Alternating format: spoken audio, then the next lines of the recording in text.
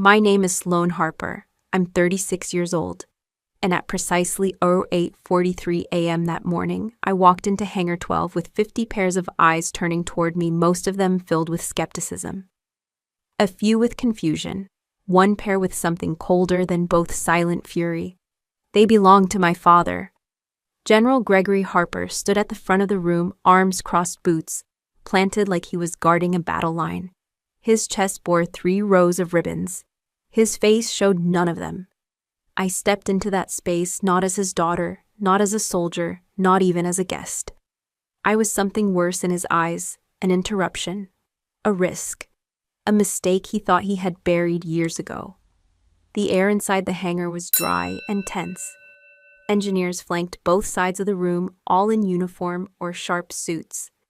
In the center, veiled by a heavy tarp, sat the Spectre X, the most advanced hybrid stealth helicopter the U.S. military had ever attempted to put into combat. Only it wasn't flying. It had failed again. And again. 49 experts had tried to fix it. All had failed. I wasn't number 50.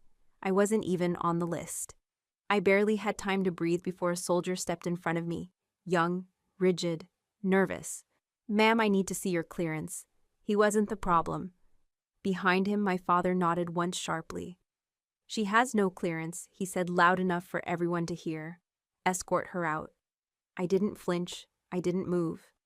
I had known it would come to this, but hearing it out loud from him in front of that room, it still cut like frost. The soldier looked at me uncertain. I could feel the room waiting like it was holding its breath, trying to figure out who I was and what the hell I thought I was doing there. And then he said it. My father, who hadn't spoken my name in 4 years, who hadn't answered a single one of my letters since the day I was removed from the Spectre X project. He said, "You've wasted enough of our time. This isn't for you anymore." He didn't raise his voice. He didn't need to. I heard the message underneath. This was his room, his project, his reputation, and I was the blueprint he wanted erased. The next sound came not from him, but from behind me. A pair of boots echoing on the concrete. They didn't rush. They didn't hesitate.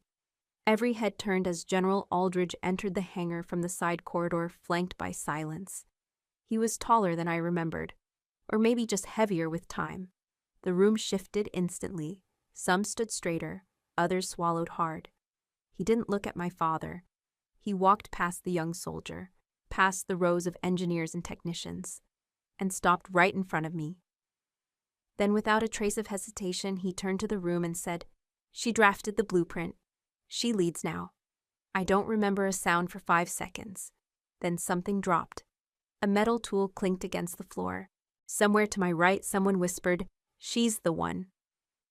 The same engineer who had insisted in a meeting 2 years ago that I was too theoretical to lead field innovation. I didn't look back at him. I looked forward. At my father. He hadn't moved. His arms still crossed, but his grip was tighter now. The skin on his knuckles pale. His lips were thin, pressed together like someone trying not to choke. The room went pale. I had imagined this moment so many times I'd lost count. But never like this. Never with a general pointing to me declaring the truth like a court verdict. Never with so many people standing still, unsure whether to applaud, to obey, or to apologize. And never with my father. The man who once said I was too soft for combat tech, too emotional for strategy, too naive for leadership. Watching me take back the very thing he had taken away. He didn't say a word. Not when Aldridge handed me the mission file.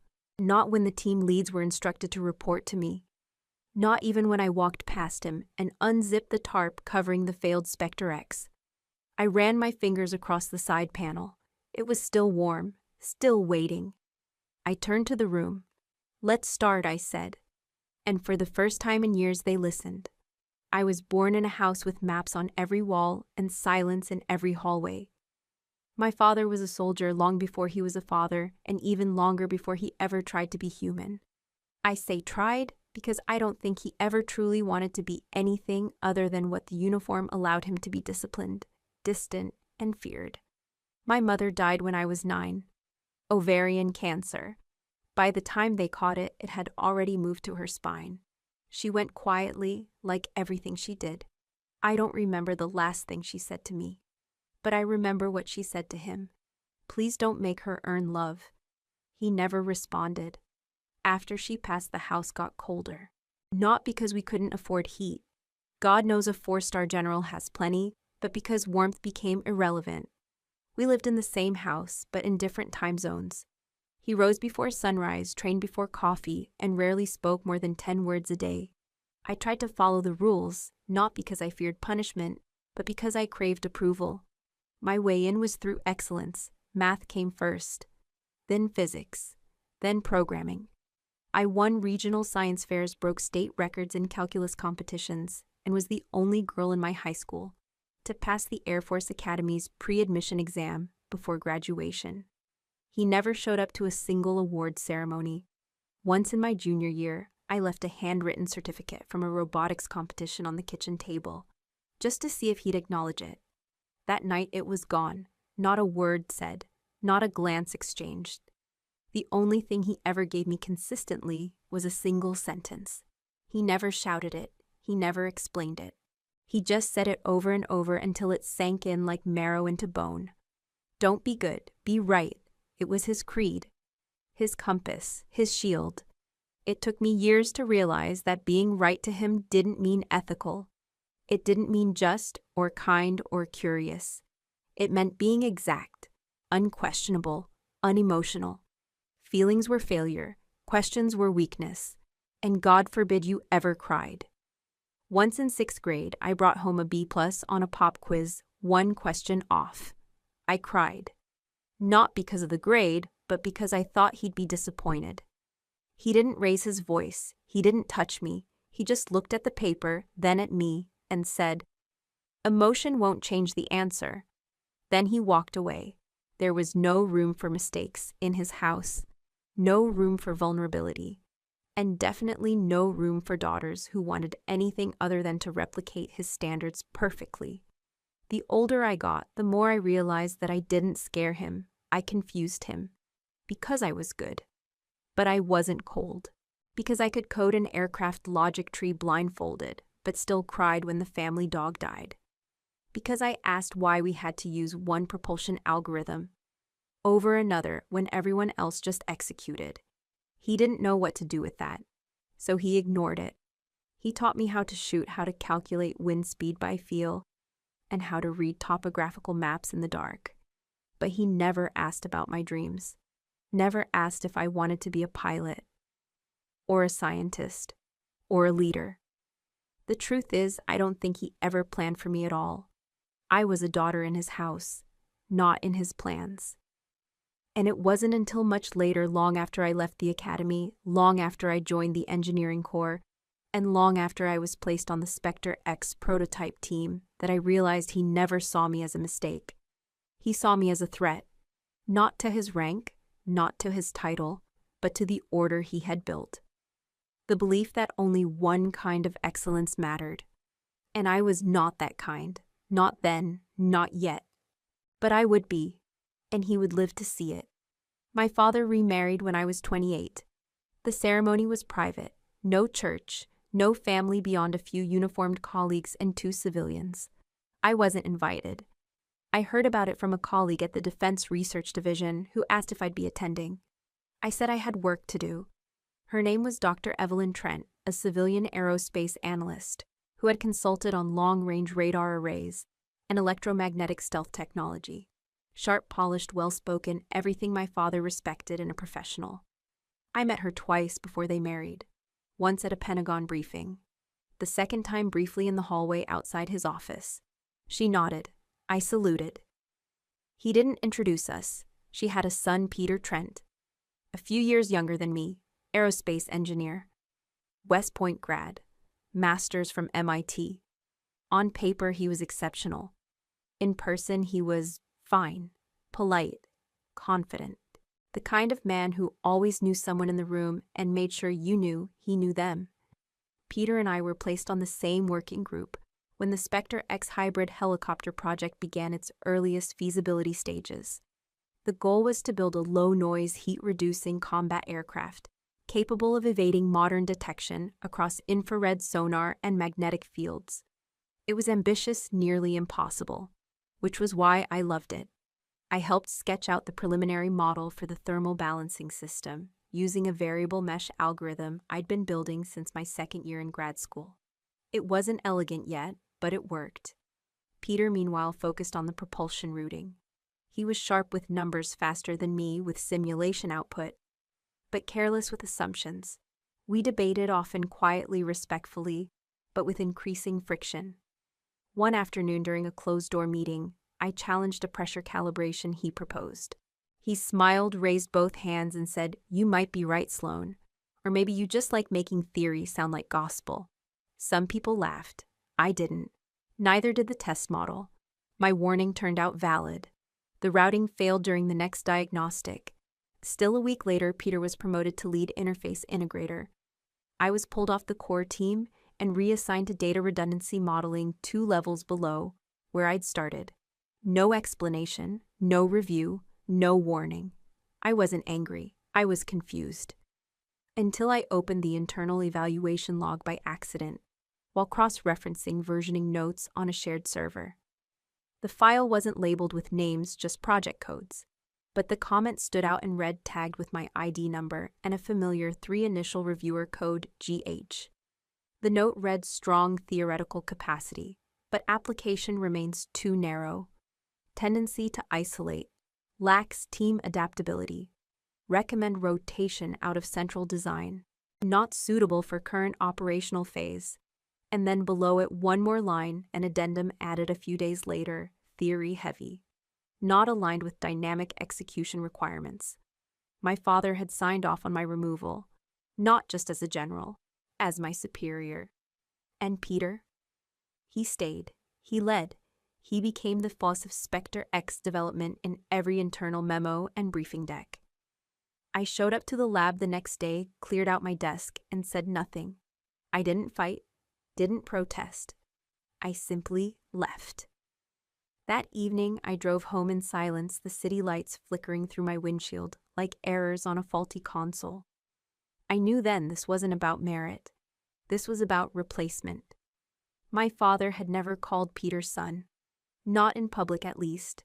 But in every meeting, every hallway nod, every closed-door promotion, he made his preference clear. He had chosen. And it wasn't me. Not because I wasn't good enough, but because I was inconvenient. I didn't ask for favors. I didn't play politics. I didn't fit the order of his new life, his new family, his new hierarchy. That was the day I stopped believing in fairness. But it was also the day I started believing in myself quietly, stubbornly, completely. If I couldn't have their permission to lead, I would earn their regret. And eventually I did. The Spectre X was beautiful on paper. Sleek composite frame, hybrid turbine electromagnetic engine, full stealth modulation, and a theoretical zero detection window of 28 minutes in high threat zones. It was everything a next-generation combat chopper was meant to be. But like most beautiful things in theory, it didn't breathe right in reality. In the first 6 months of development, my focus was the thermal regulation subsystem, the part most people overlooked. Everyone wanted to talk propulsion lift, efficiency, noise cancellation. I cared about heat, the one thing you can't cheat in physics. The Spectre X was designed to run whisper quiet and invisible. But running quiet meant pushing certain subsystems beyond standard tolerances. The heat generated inside the central rotor housing exceeded 70 degrees Celsius, under full output in controlled simulations. That was too high. I noticed it during a diagnostic loop late one night. A harmonic pulse barely noticeable appeared once every 11.2 seconds. At first I thought it was noise. Then I matched it to the rotor synchronization rate. It wasn't noise, it was a vibration, micro-rhythmic and increasing in amplitude with each thermal cycle.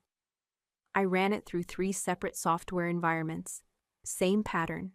The data told me that once the internal temperature passed 70 degrees, the mounting structure holding the hybrid drive and magnetic dampeners would begin to flex at micro levels. That flexing would distort rotational symmetry. That distortion would spike the thermal load. And that would cause a cascading feedback loop. In simple terms, the Spectre X had a heartbeat, and if it got too warm, it would code out. I wrote the memo that night. 8 pages, charts, graphs, recorded logs. I titled it Thermal Pulse Oscillation Risk Category, Yellow Escalating. I submitted it directly to the system's risk inbox, copied engineering command, flagged the lead design coordinator. Then I waited. 3 days passed. Nothing. A week later, I got a response. From Peter, appreciate the thoroughness, Sloan. We've reviewed it. No replication of issue on our end. Your approach may be too theoretical for application-level planning. Let's keep this thread internal. No need to raise alarm, no follow-up, no call from QA, no second look. The memo disappeared. So did any trace of my original diagnostics. When I logged into the system a week later, I found my user access downgraded. The following Monday, I was called into a meeting with the deputy admin. No explanation, no performance concern, just a routine reassignment. Effective immediately. I wasn't angry, I wasn't shocked. I was quiet. I boxed my notes, deleted my local files, took one last look at the rotating display model of Spectre X on the lab wall and thought, if that heartbeat grows, someone's going to crash. I went home that night and printed the original memo, slipped it into a folder, marked the date, not because I wanted revenge, but because I couldn't let them erase what I saw. The helicopter was breathing too hard, and no one wanted to listen to its rhythm but me. So I kept listening, from a distance, from silence, from the sidelines they forced me into. And in that silence, I started to build something else. A blueprint they couldn't touch. A version only I knew existed. Because even when they erased me from the project, they didn't erase the warning. They just chose not to hear it. And one day they'd regret that silence. 2 weeks after I was reassigned, Peter was named Technical Liaison for Spectre X Phase 2. His face appeared on the cover slide of every internal presentation. His name was listed first on all the updated documents, even those I had originally written. The lab chatter shifted. He wasn't just part of the project anymore, he was the face of it. They called him Trent, not Peter, as if that made his achievements sound more clinical, more earned. He adopted the language quickly, metric stakeholders, vertical optimization. He didn't talk about the heat issue. He didn't have to. That conversation had been buried with my name on it. What hurt wasn't that he got credit. It was that he got permission. Permission to lead, to fail, to experiment, to be visible. I had outscored him in every practical simulation. I'd published 3 peer-reviewed articles on hybrid thermal loads before he even finished his thesis. And yet he was the one standing in front of the generals while I was filing subsystem redundancies in a basement room with no windows. I kept working, quietly, precisely. I didn't ask to be reinstated. I didn't knock on doors. I already knew how the hallway ended. Then came the announcement. Spectre X Phase 2 would be unveiled at the Strategic Aerospace Systems Summit. It was a closed-door event, classified briefings only held annually at an off-site base in Nevada. Everyone who had contributed to the project in the past year would be present. Everyone except me. I didn't receive an invitation, no memo, no mention. But I saw the press photo the next morning. A clean stage. The Spectre X prototype behind velvet ropes. Peter in a sharp black suit standing to the right of the display, smiling like he built it himself. And beside him my father, General Harper, looking proud, looking comfortable, looking like he had finally found the version of a child he could present to the world. I stared at that photo for a long time. My coffee went cold. My hands didn't move. It wasn't just that I had been erased. It was that I had been replaced so effortlessly. That night I returned to the office to collect my things. No one was there. I didn't turn on the lights. I moved quietly the way forgotten people do. I took the original draft of my memo, still printed, folded, labeled by hand. I opened my drawer and pulled out the blueprint I had started months earlier. My version, the one no one asked for. The one that fixed the thing they didn't want to admit was broken. It wasn't finished yet, but it would be. Not for them. For me. As I stepped outside, the air felt sharper. Colder, the kind of cold that doesn't numb, it clarifies. I didn't cry. I didn't curse. I didn't promise revenge.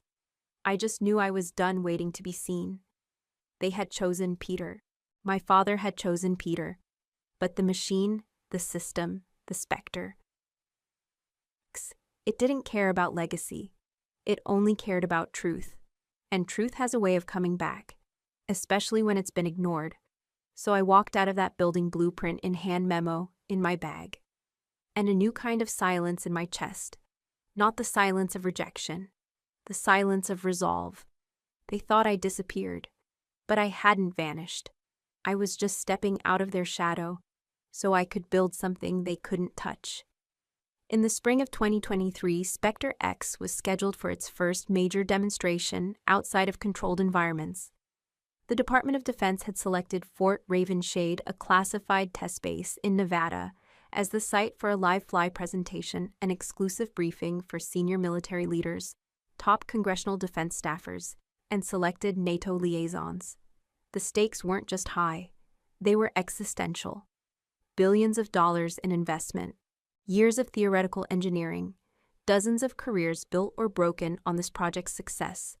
I wasn't there, of course. I learned about it weeks after the invitation list had been finalized. Peter was set to lead the technical overview.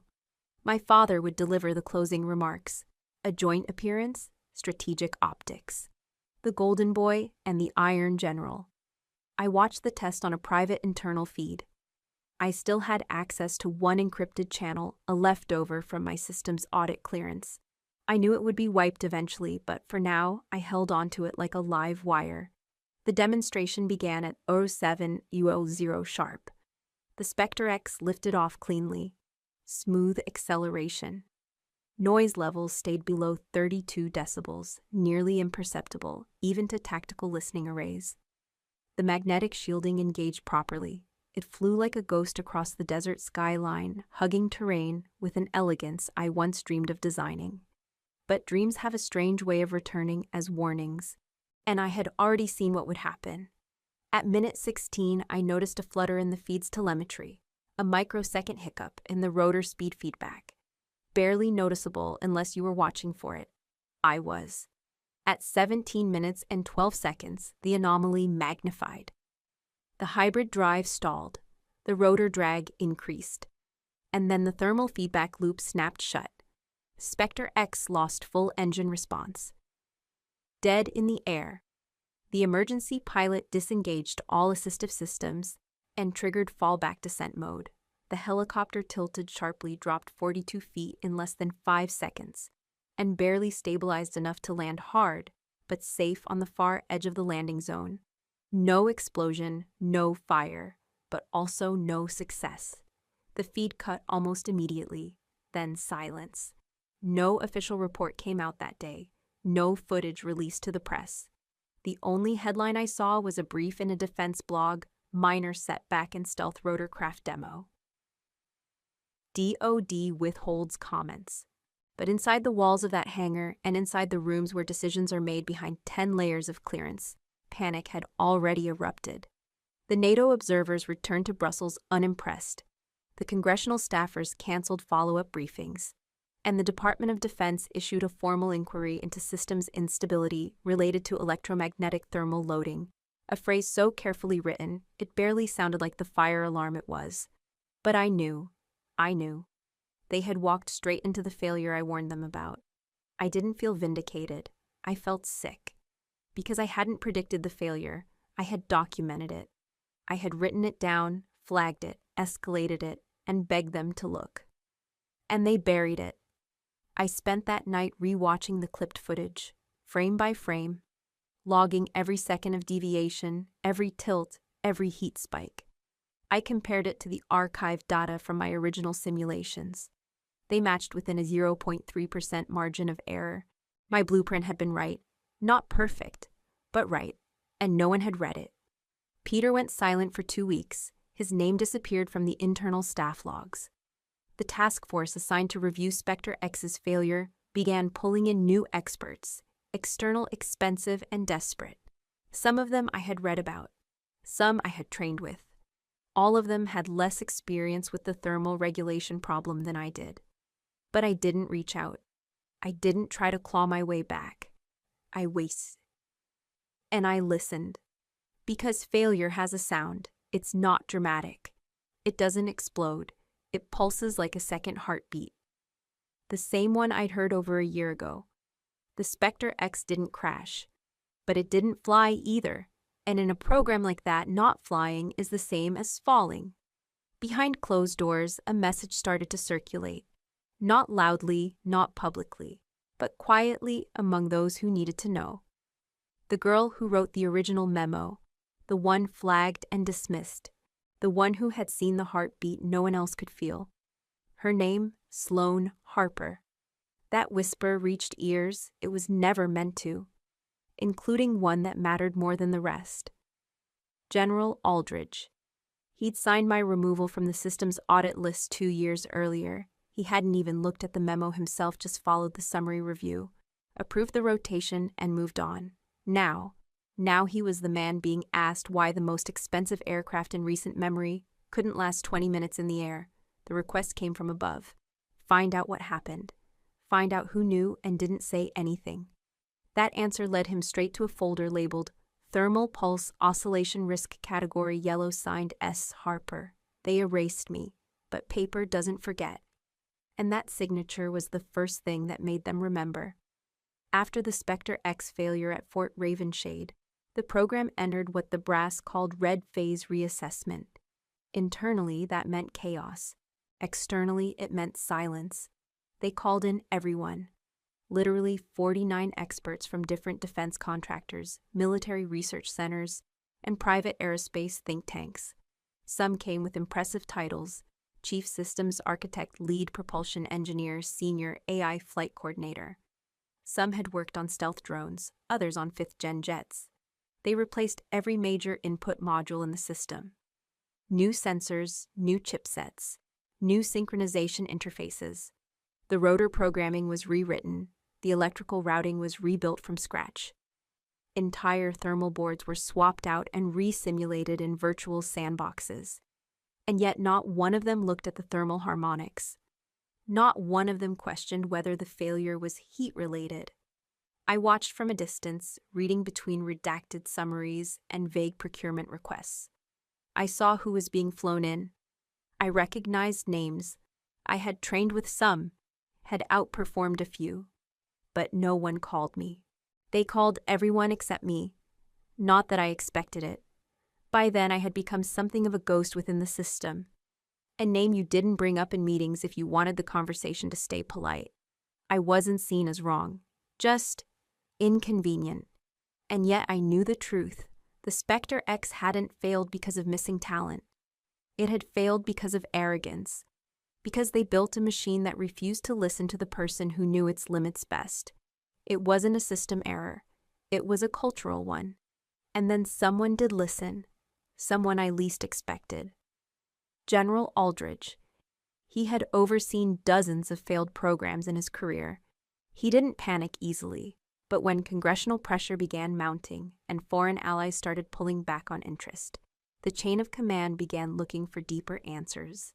That's when Aldridge requested full access to Spectre X's project archives, unfiltered, unredacted, and complete with internal communications. Buried deep in the revision logs inside a folder dated February 2020 was a report flagged for theoretical concerns, closed. The document was 8 pages long. Charts, code snippets, thermal cycle diagnostics, and a memo header that read, Thermal Pulse Oscillation Risk Category Yellow, Author S. Harper, Status Dismissed Reviewer G.H. Gregory Harper. The corner of the PDF had a digital annotation from a lower-level admin. 3 words, not urgent, archived. But Aldridge didn't skim it. He read the whole thing, twice. He didn't tell anyone what he was thinking, not yet. Instead, he pulled up my personnel file, saw the reassignment note, saw the recommendation line marked Theory Heavy, difficult integration. Recommend exclusion from phase 2. And next to it, his own signature. He had approved my removal in 2021. He hadn't remembered. To him, I was just one of dozens of names cycled through the system. Until the failure made him read what I wrote. Until the silence forced him to listen. He didn't ask for permission. He didn't notify the review board. And he certainly didn't tell my father. He made one call. To me. I didn't recognize the number. Didn't answer the first time. But when it rang again, I picked up. His voice was steady. Low. Commanding, but not cold. Sloane Harper. Yes, this is General Aldridge. I'm calling to ask if you're still familiar with the Spectre X heat regulation model. There was a pause. A long one. He didn't fill it. He let it sit. I said I drafted the first version of it. He cleared his throat. I know. I read it. And I'm asking if you're willing to look at it again this time with full access. No restrictions. No politics. I asked the only question that mattered. Does my father know you're calling another pause? Shorter, sharper, no. And I'd prefer it stays that way, for now. His tone wasn't disrespectful. It was deliberate. And it told me everything I needed to hear. He was trying to fix what he had helped break. I didn't say yes right away. I didn't say no either. Instead, I asked for one thing. Send me the last 30 minutes of flight telemetry, unedited. He did. Within the hour. A secure server link with a single file attached.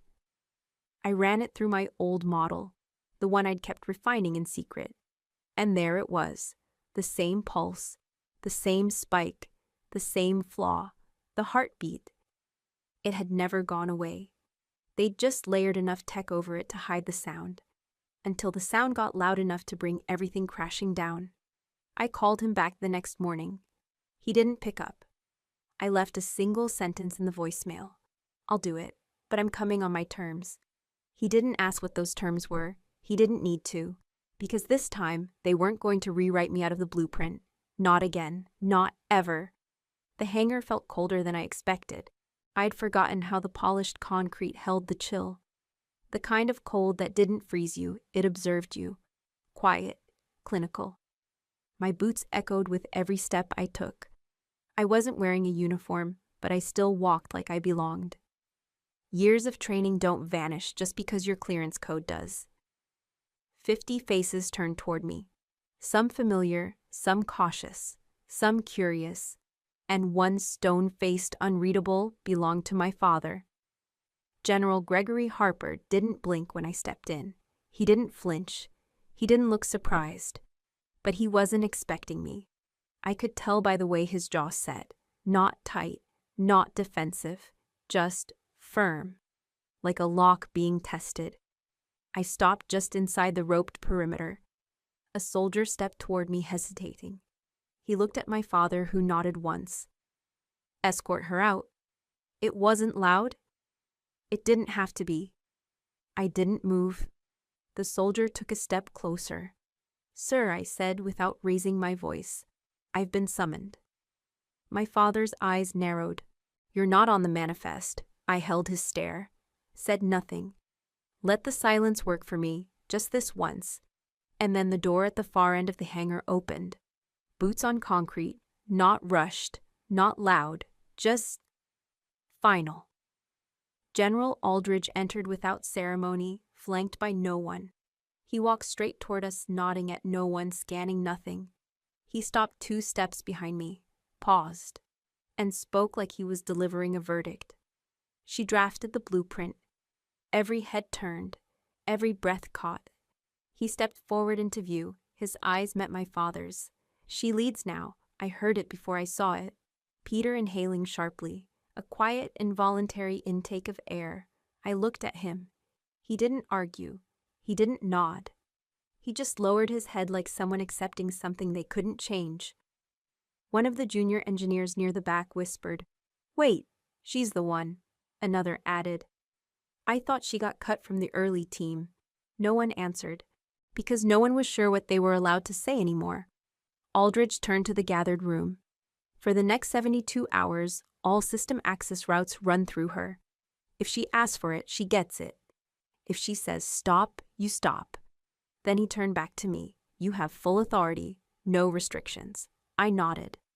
No salute. No thank you. Just a quiet agreement between two people who knew this wasn't about favors. It was about correction. I stepped past the rope, past the engineers, past Peter, and past my father. He didn't move, didn't speak, but I felt the weight of his silence like a vibration in my spine. I didn't need his words. I didn't want them. What I wanted was to fix what they had broken and what they had buried. I approached the Spectre X prototype. The tarps were still halfway drawn back. Its side panels gleamed under the hangar lights, but not like a polished machine, like something sweating under pressure. I ran my hand along the main access plate, warm, slightly misaligned. The heartbeat was still in there, waiting to be heard. I didn't ask for help, didn't assign tasks. I just opened my case, pulled out the tools I had brought, old one's familiar analog, a mechanical stethoscope, a portable vibration scanner, a temperature probe custom-built from parts I soldered myself. The engineers watched, some skeptical, some fascinated. I didn't explain, I didn't justify. I let the work speak first. Within minutes, I found the pulse, the micro vibrations still present, still rhythmic, amplifying under simulated load. I adjusted the dampener settings manually, not through software, through feel, because this machine wasn't a set of codes.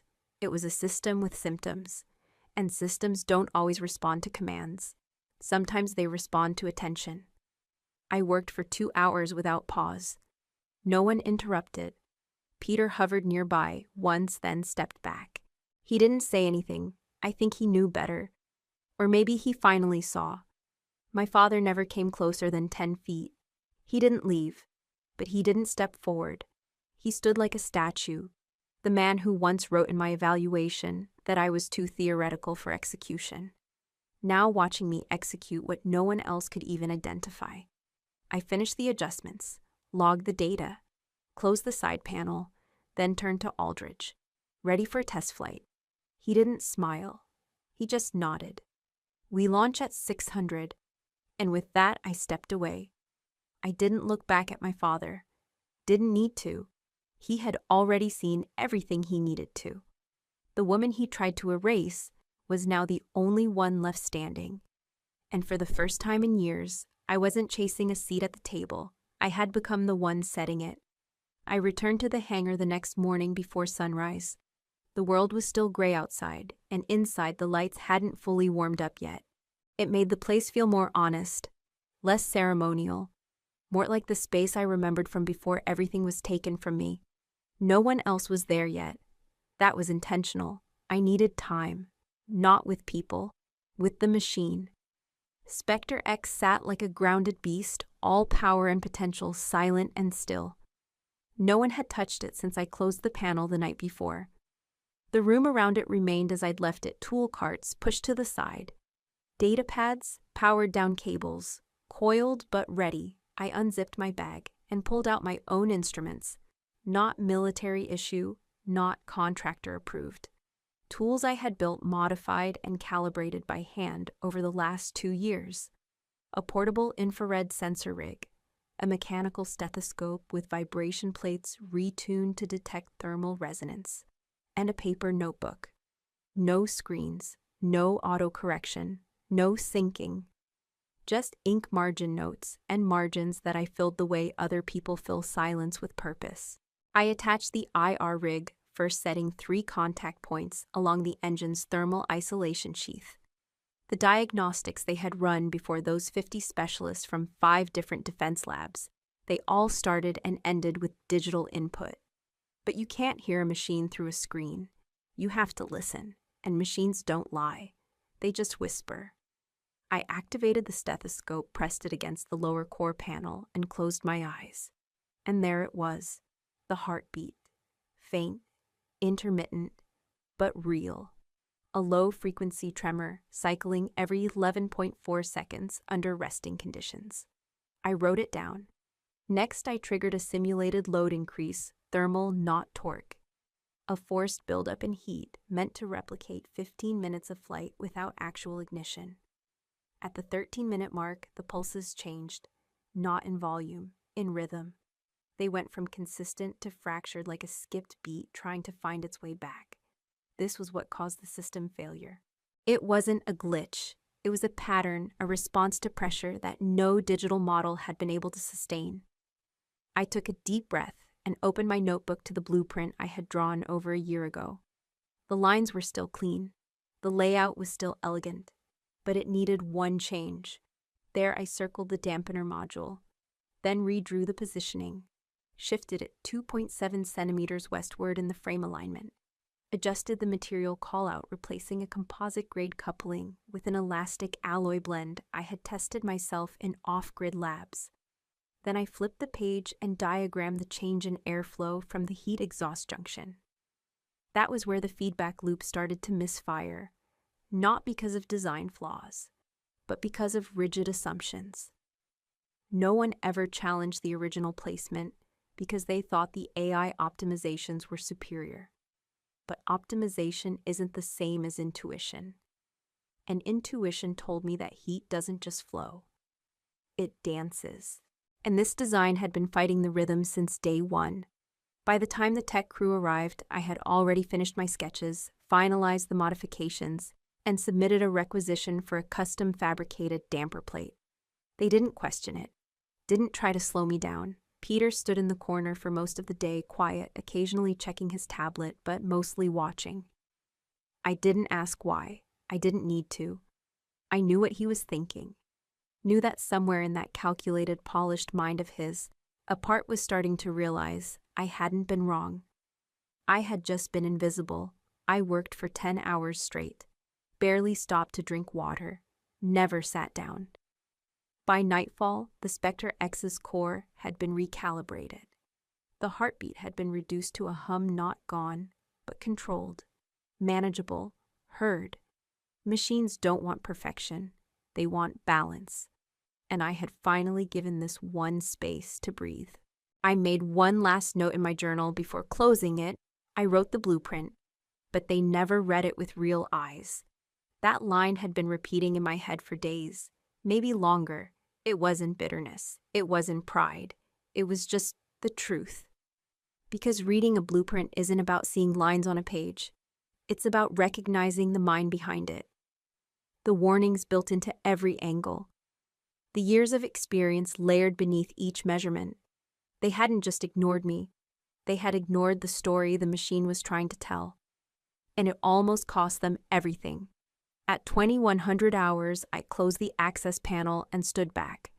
Spectre X didn't move, didn't roar, didn't ignite, but it felt different, steady, centered, like a patient whose fever had broken. I knew we'd test it the next morning, knew that others would still doubt until they saw the results themselves. But I didn't need proof anymore. I had heard the engine's voice, had answered, had been the one to listen when no one else would. And that more than recognition, more than redemption was enough. Machines remember, not in memory banks, but in rhythm, and that rhythm. It had finally returned to peace, because I'd listened long enough to hear what it had been trying to say all along. At 900 hours, we gathered on the second observation deck. From this height, you could see the entire test range stretched across the salt flats like a white canvas. Clear skies. Still air, no excuses. The Spectre X had been wheeled into position at dawn. Polished, reset, waiting. Everyone was here again. Engineers, military brass, foreign observers in Navy suits. The difference this time was that I wasn't just watching. I was the one who signed off on the final calibration. I was the one who checked the telemetry node, the vent seals, the new damper plate. I was the one who rewrote the protocol for thermal drift. I wasn't a guest. I was the reason we were even standing here. Peter was in the front row, head down. General Aldridge stood beside him, arms folded, eyes steady on the horizon. And my father, Colonel Gregory Harper, stood on the far right side of the room. Not at the center, not in command. He hadn't said a word to me all morning. I stood in the back, didn't need to be seen. Only needed the machine to speak now. At Loro 911, Spectre X lifted clean from the ground. No sputter, no flame burp, no tremor. At Loro 912, it banked into a vertical climb, held it at 17,000 feet, then dropped and adjusted its axis at a 42-degree incline. That had been one of my additions. I knew it would happen. At 0921, it hovered mid-air for 60 seconds, then transitioned into lateral flight, gliding across the flats like a predator in absolute control. At 0932, it returned, landed as if it had never failed. Silence for 2 seconds. Then applause. Not polite applause. Not staged. Not the kind where people clap because they're expected to. This was thunder, genuine, startled, exuberant. Some engineers actually shouted. I heard one man say, "That's not possible." Another whispered, "She fixed it in 1 day." I didn't turn around. Didn't smile. I just looked straight ahead at the helicopter, now standing proud, the same one they had nearly buried 6 times, with wrong diagnostics and louder voices. My eyes scanned the room. Aldridge clapped. Peter did too. Hesitantly, but it counted. But my father. He didn't move. No applause. No visible reaction. Just stillness. He didn't sit down. Didn't exit. Didn't even glance in my direction. He looked at the floor like it was suddenly foreign. And for the first time in my life, I wondered, was he remembering the memo? The line that said I was too theoretical, that I didn't fit? Or was he staring into the fact that the blueprint he'd once called over-designed was the one now holding that aircraft together? I'll never know what was running through his mind. But I know what wasn't there. Pride, joy, relief. No. What I saw in his face was something colder. Discomfort. The kind of discomfort truth brings when it's undeniable. Not because it's harsh, but because it's not on your terms. Because it stares you in the face and says, you were wrong. And someone else didn't need your permission to be right. I didn't need his clap. I didn't need his praise. I had the proof. Hovering, landing, flying. And in that silence between his breath and the applause of everyone else, I realized something important. I had always believed I needed his recognition to feel real. But in that moment, surrounded by engineers who once dismissed me by a machine that only worked because I had listened, I didn't need anyone's recognition. Just results, just rhythm, just truth, and the truth. It didn't need applause. It just needed to fly. The debrief was held 3 hours after the successful flight. Windowless room, white walls, no recordings. 20 people sat around a U-shaped table. All were men except me. All wore rank or reputation except me. Peter sat 2 seats to my left, scribbling on a notepad, but never raising his eyes. My father wasn't there. I didn't ask why. General Aldridge entered last, took his seat at the head, and gave a slow nod. He didn't speak right away. He let the silence do what silence does, pressure everyone into honesty. Then from the far end of the table, someone finally broke. A senior systems engineer I'd seen a dozen times but never heard speak. He cleared his throat, looked toward Aldridge, then me, then Peter. So he said, voice even. She was right all along. The question floated for a second. No one rushed to answer, because everyone in that room already knew the truth. I didn't say anything. I wasn't going to argue for a truth already proven. Peter didn't speak either. He shifted in his seat. Then slowly, quietly, nodded. It wasn't dramatic, but it was clear.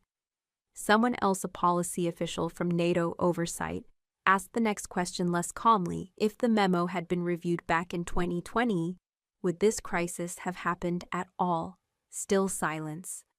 I looked down at my own copy of that memo. Slightly torn at the corner, faded ink. My initials in red. Dismissed. Nobody wanted to say it out loud. Yes. Yes, the failure could have been prevented.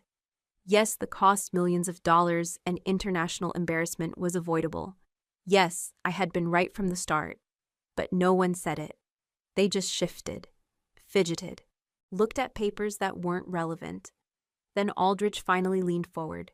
He didn't clear his throat, didn't raise his voice.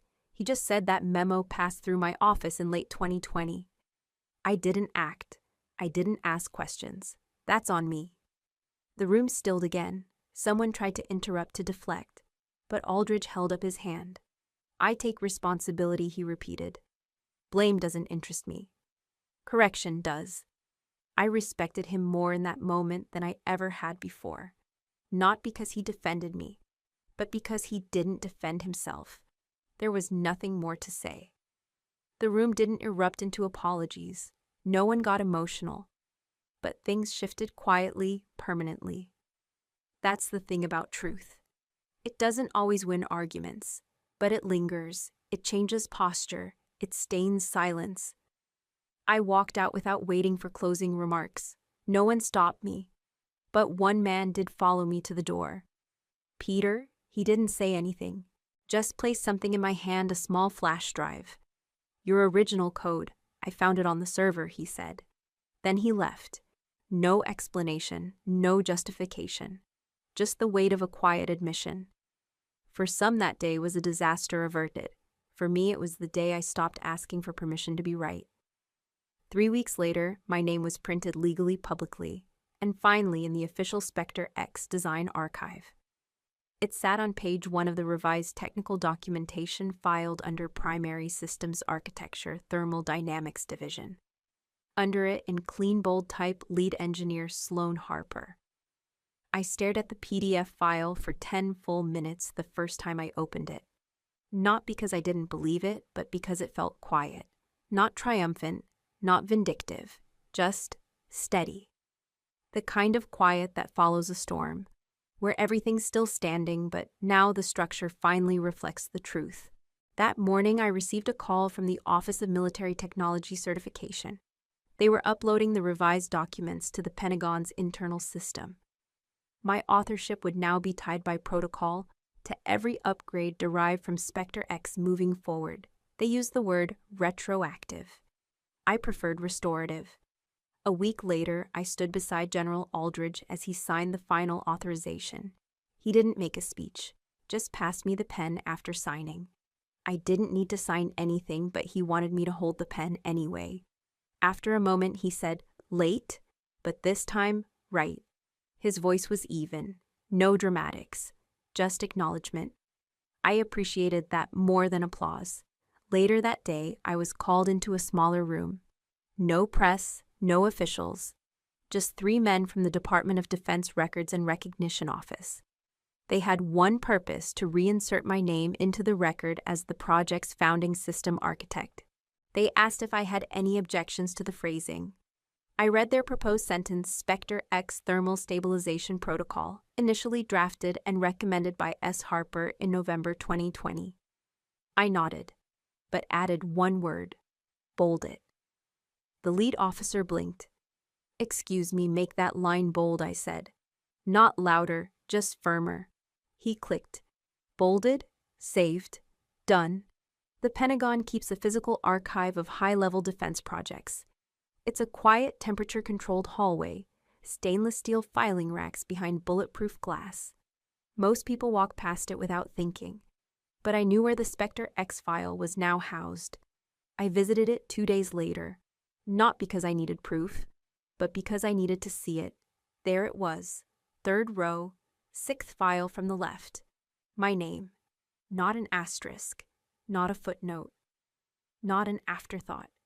I rested my fingers on the glass, felt nothing but cold through the surface. Still, I whispered to myself, they finally saw it. Not because I shouted, but because the engine did. And that, for me, was enough. That night, I received an encrypted message from a younger engineer who had once dismissed my memo without reading. It said, "You were 10 years ahead. I was 10 years late." "I'm sorry," I didn't reply. Not out of anger, but because sometimes silence isn't the absence of sound. It's the presence of peace. Peter and I met once more outside protocol, at a small aviation museum where our mother used to take us when we were teenagers. We didn't talk about the project, didn't talk about the press. He handed me a book, our stepmother's old field manual, annotated with notes from when she was writing her thesis on atmospheric control systems. Inside was a sticky note: Sloan, you didn't just belong. You were the blueprint. Evelyn, I closed the book gently. Maybe that was the only recognition I ever truly needed. And now I had both, one in ink, one in memory, and I knew for the first time in a long time I could build again, this time not in silence. When they offered me a permanent seat on the Spectre X development board, I didn't hesitate. I declined, respectfully, clearly, without a second of doubt. I had done what I came to do: restore the system, correct the record, leave no question of who built its bones. But returning to that system, one that had once erased me, felt like pressing rewind on a life I no longer wanted. I didn't want applause, I wanted momentum, and I wanted to build something that couldn't be dismantled by ego or protocol.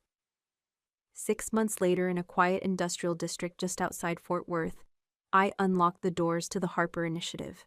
Not a base, not a lab, not a think tank, but an academy, specifically for young women with an interest in systems engineering, aerospace design, and robotics. With one admission requirement: you had to be the daughter of a U.S. veteran. I didn't advertise it, didn't hold a press conference, just opened the doors and waited. They came, not in droves, not with polished resumes, but with notebooks full of sketches, hands that smelled like soldering flux, eyes that burned with questions no one had ever encouraged them to ask. I knew those eyes.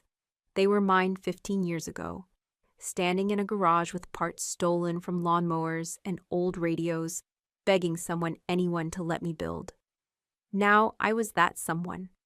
We started with 12, then 28. By month 5, there were 43 girls, some from military families who'd moved every year, some who had never touched a circuit board before. We partnered with a private aerospace lab that donated old engine models. A retired lieutenant colonel funded our thermal simulation station, and an anonymous donor, later revealed to be General Aldrich, paid for the 3D printers. We didn't teach for exams. We taught for curiosity. My favorite sign in the lab read, "Reverse engineer the question, not just the answer." We hung it right above the whiteboard.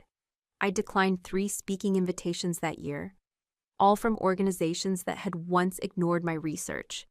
I didn't do bitterness, but I also didn't do branding. Our work didn't need spotlight. It needed stability. One Wednesday morning in early fall, a package arrived. No return address, no markings except a single name in black ink: S. Harper. Inside was a box lacquered wood, military style, old but polished, its latch still intact. And inside it, wrapped in archival paper, was a photo. Me, age 7, covered in grease, holding a remote-controlled plane I'd built from spare metal strips. Next to me, stone-faced, stood my father, not smiling, but not leaving either. On the back of the photo, scribbled in black pen, I didn't know how to say it then. Beneath it was another item, a blueprint. My blueprint, the original thermal schematic. But this one was different. His handwriting filled the margins. Corrections, comments, not critiques, questions. Why did you place the coils this far apart? Could this spacing increase airflow stability? What if we integrate a dual-core sensor here at the very bottom in cleaner script? I read it now. Thank you for writing it. I sat with the box for nearly an hour. Didn't cry, didn't call, just sat. My hands rested on the wood, not to hold on, but to let go. That weekend, I pinned the blueprint inside our academy's entryway. No frame, no signature plaque, just paper, proof. Every girl who walked through those doors could see it. They didn't ask who had written it or who had finally read it, because they were too busy building their own, and that to me meant it was exactly where it needed to be. The letter wasn't sealed. It lay at the bottom of the wooden box, tucked neatly beneath the photograph and the blueprint. Folded twice, written in blue ink. No salutation, no signature, but I knew the handwriting. I had seen it on every corrected draft he ever returned to me without a word. Precise, sharp, unsentimental. My fingers trembled, but not from nerves, more like recognition. The way you feel when something returns to you after being gone too long and you're not sure if you still want it. I unfolded the paper. I was wrong. About the blueprint, about you. Just those 3 lines stopped me. He continued. It was never about being tough. I told myself it was. I told myself I was teaching you discipline. But it wasn't that. It was about being right. About me needing to be right. I kept reading. I read your memo. Not because someone made me. I found it in an old file, almost deleted. Your handwriting was smaller then. Your calculations weren't. There was a smudge after that line. Maybe a pause. Maybe something unsaid. You saw what none of us did. And when I watched that thing fly, I didn't clap. Not because I wasn't proud, but because pride and shame don't fit in the same chest at once. You warned us. We dismissed you. He didn't try to justify it. Didn't mention Peter. Didn't talk about Evelyn. Didn't bring up the years in between. Just one final line. I don't know if this counts for anything now, but I see it. All of it. And I'm sorry. That was it. Not signed. Not dated. But I knew the year. And I knew it took him all of it to write that. I folded the letter back deliberately, gently. Edges aligned. Ink pressed in place. I didn't cry. Didn't shake. Didn't whisper anything back to it.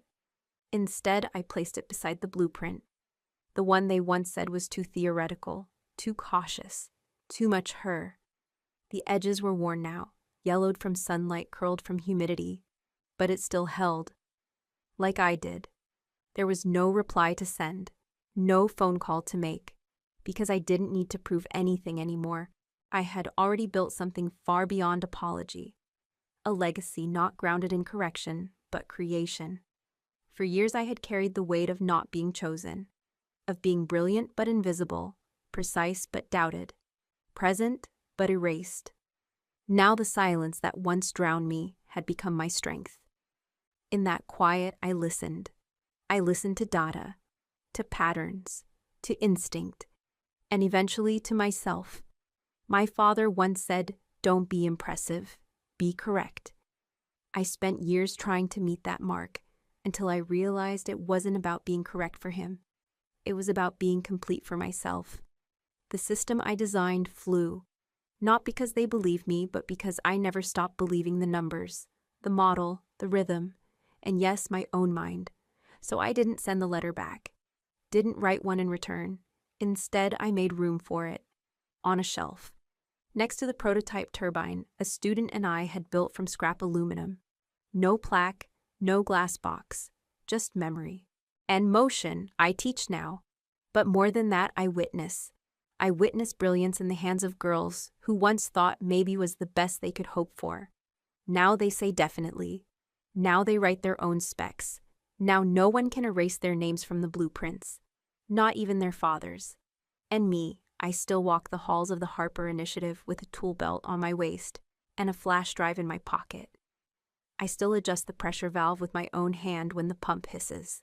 Still show the new recruits how to listen, truly listen to what a machine is trying to say. Because every sound holds a story. Mine just happened to end with a flight, a letter, and a silence that no longer hurt.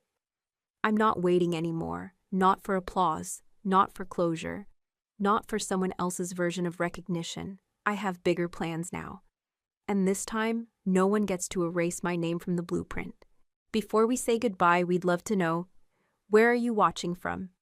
Is it a quiet morning with a warm cup of coffee, or a late night where stories like this keep you company? Let us know in the comments. We read everyone with gratitude. And if this story touched your heart, please consider subscribing to the channel. Not just to hear more stories like this, but to be part of a community that still believes in kindness, healing, and second chances. Thank you for spending your time with us today. Wherever you are, we hope you carry this story with you, and remember, sometimes the miracle doesn't knock on your door. It waits quietly until you're ready to open your heart. Take care, and we'll see you in the next story.